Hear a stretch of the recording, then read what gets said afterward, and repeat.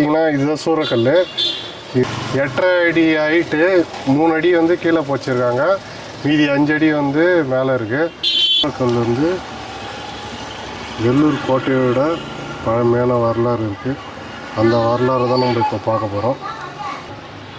கிட்டத்தட்ட 450 வருஷம் பழமையான இந்த சூறக்கல் இந்த பிஸியான சிட்டி நடுவில் எப்படி இருந்துச்சுன்றதை நம்ம பார்க்க போகிறோம்.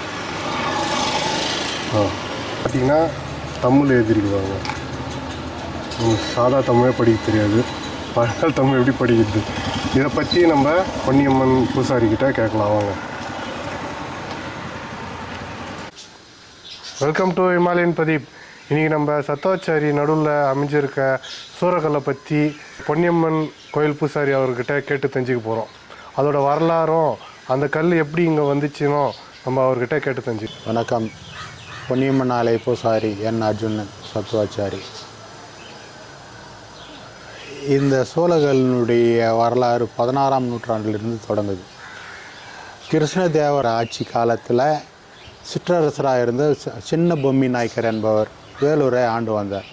அவர் வந்து கோட்டை ஜலகண்டீஸ்வரர் ஆலயத்தை வந்து நிர்மாணம் பண்ணும்போது அந்த ஆலயத்துக்கு மானியமாக 528 ஏக்கர் சத்துவாச்சாரியை வந்து அவர் பெருமாள் நாயக்கர் என்பவர்கிட்ட மானியமாக கொடுத்துருக்கார். அவர் ஒரு ஜமீன் பெருமாள் நாயக்கர் என்பவர். அவர் வந்து இதை நிர்மாணம் பண்ணி இதில் வர வருவாயை வந்து ஒரு சிறு தொகையாக வந்து கோட்டை கோயிலுக்கு அவர் பொருட்களையும் பணங்களையும் வந்து கொடுத்துட்டு அது சேவை செஞ்சுட்டு வந்துருந்தார். அதற்கு இந்த கல்வெட்டு பின்னாடி இருக்குது, இந்த சோழக்கல்லுக்கு பின்னாடி இருக்கிற இந்த கல்வெட்டு ஆதாரமாக அன்றைக்கி பொறிச்சு வச்சுருக்கோம். 16ஆம் நூற்றாண்டிலிருந்து இது கணக்கு எழுதிட்டு வருது. சோழக்கல்லினுடைய உயரம் 8.5 அடி. கீழே வந்து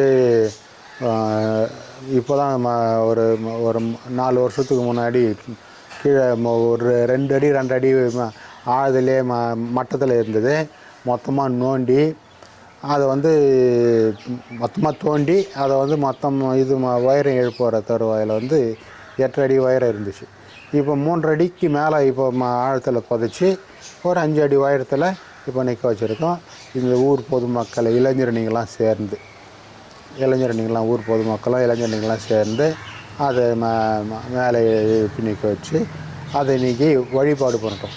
அந்த வழிபாடு முறை வந்து சித்திரை முதல் நாத்திகாமல் அந்த இடத்துல முத்து மாரியம்மன் என்று பேர் வச்சு முத்து மாரியம்மன் அப்படின்ட்டு முதல்ல மாரியம்மனுக்கு கூழ் வார்த்தலும், அன்றைய தினத்தில் பொன்னியம்மனுக்கு உற்சவமும் நடக்கும். இது வந்து அதனுடைய இந்த சோழக்கல் வழிபாடு பாடுறதுனால சேதாரம் எதுவும் இல்லாத இன்றைய வரைக்கும் அப்படியே இருக்குது, கடவுளாக நினச்சி. அதுக்கு பின்னாடி இருக்கிற கல்வெட்டு ஆதாரம் என்ன அப்படின்னும்போது கலெக்டர் ஆஃபீஸ் இருக்குது. கலெக்டர் ஆஃபீஸிலிருந்து எல்லை சத்துவாச்சாரிக்கு கலெக்டர் ஆஃபீஸ் ஆண்டிருந்து எல்லை வருது. ஏரியூர் வரைக்கும் இதுக்கு எல்லை இருக்குது. ஏரியூர் வரைக்கும் அது இந்த கல்வெட்டில் இருக்கிறது வந்து 528 ஏக்கர் பெருமாள் நாயக்கருக்கு தானமாக வழங்கப்பட்டது. இந்த வழங்கப்பட்ட நிலத்தை வந்து மானியமாக ஒரு பகுதி விவசாயிங்க பயிர் வச்சு அவங்க வயிறார போக மீதி இருக்கிற 528 ஏக்கர் நிலத்தை வந்து சின்ன பொம்மி நாயக்கர் பெருமாள் நாயக்கர்கிட்ட அவர் ஒப்படைக்கிறார். அவர் ஒரு சின்ன ஜமீனாக இங்கே மாற்றி இந்த நிலத்தை வந்து அவர் விவசாயிங்களுக்கு கொஞ்சம் கொஞ்சமாக பிரித்து அவர் சேகரித்த பண்டங்கள்லாம் வந்து கோட்டைக்கு மானியமாக கொடுத்து வந்திருக்கார். இது நாளடைவில் வந்து அவங்க அந்த ஜமீன் பரம்பரை ஒழிக்கப்பட்ட காலகட்டத்திலேருந்து நாளடைவில் அவங்கவுங்க கொஞ்சம் கொஞ்சமாக நிலத்தை பிரிச்சுட்டு இன்றைக்கி நிலமாக இருந்த இடம் எல்லாமே வீடாக மாறி பெரிய நகரமாக மாறி இருக்குது. சத்துவாச்சாரியினுடைய சிறப்பு அம்சம் என்னவென்றால் தெற்கு வந்து மலைப்பகுதி, தெற்கு உயர்ந்து இருப்பதும் வடக்கு வந்து பாலாக இருப்பது இந்த பக்கம். அதனால் எப்பவுமே ஒரு சிறப்பு அம்சம் இந்த இடத்துல முப்போகமும் விளையக்கூடிய விளை நிலமாக இருந்து இப்போது எல்லாரும் குடிகொண்டு எல்லாரும் நல்ல வாழ்வாங்கு வாழறாங்க. இது ஒரு சிறப்பு அம்சம். எந்த ஒரு குறையும் இல்லாத எல்லாம் நல்லா வாழ்ந்துட்டு இருக்காங்க. இதனுடைய சத்துவாச்சாரியனுடைய சிறப்பு அம்சம் இதுதான். தெற்கே மலைப்பகுதி உயர்ந்தோம், வடக்கே தாழ்ந்து இருக்குது. வாஸ்துபடி சிறப்பான வாசல்னு சொல்லுவாங்க. அது இந்த ஊருக்கு உகந்த இடமா இருக்குது. இது என்னுடைய கருத்து. வாழ்க வளமுடன்.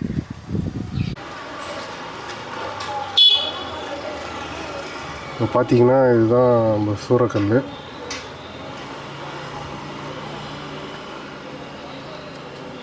நல்லாப்பா